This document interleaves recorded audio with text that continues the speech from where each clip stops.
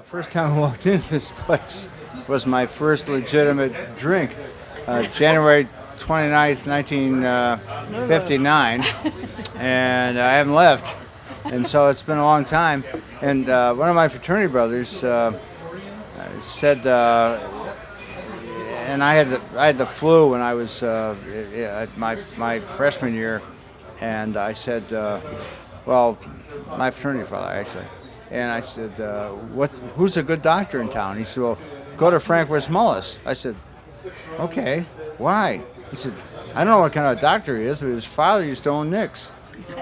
So my first drink and was January 29th, 1959. I've never left the place, and it makes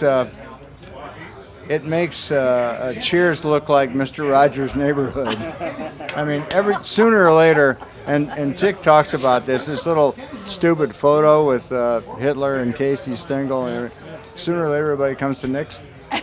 He's right.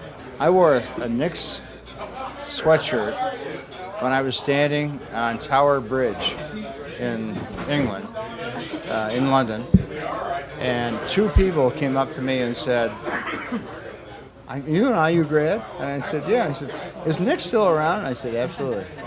And you'd think Tower Bridge isn't the end of the world, and it's not.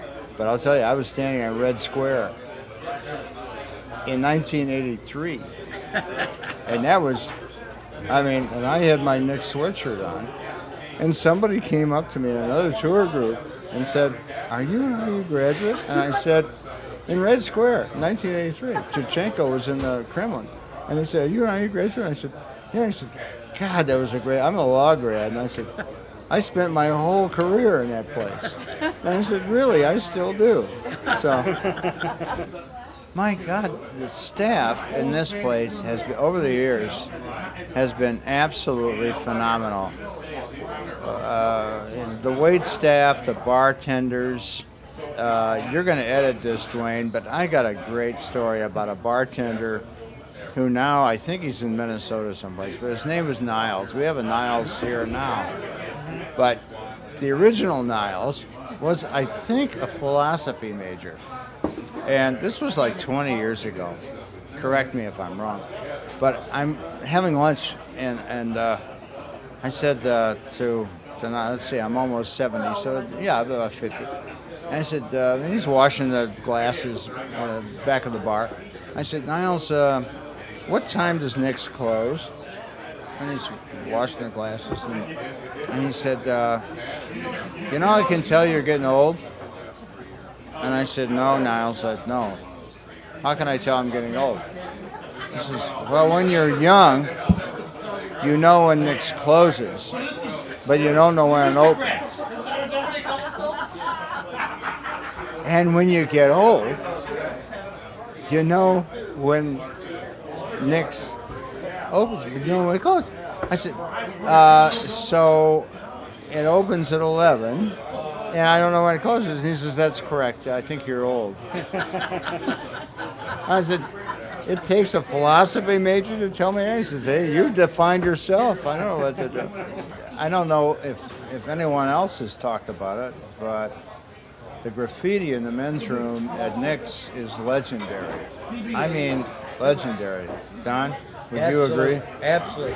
I mean, there is so many funny, social, political, obscene, sports directed. I mean, this goes back 60 years almost. But the couple of them that really come to mind is that there was one in 1964, and there was there wasn't those situations where a pencil was or a crayon. You weren't encouraged to put graffiti on, but people did. So somebody had written in bold script, Goldwater 64. And like bold.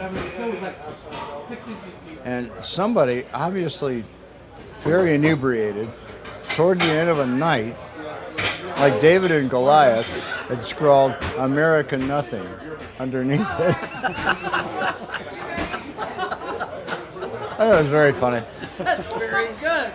And the other one that I remember is that Mike Bourne was a very well-known radio personality on WFIU, and had the afternoon jazz program, and would come in and mix a lot. He's now at WVGO in Boston, or in Newark, doing very well. But somebody, the esoteric inscriptions on the men's room were just kind of funny, because one of them said, Mike Bourne is too chicken to play late Coltrane. Now, I want to tell you, only in Knicks would that be a statement.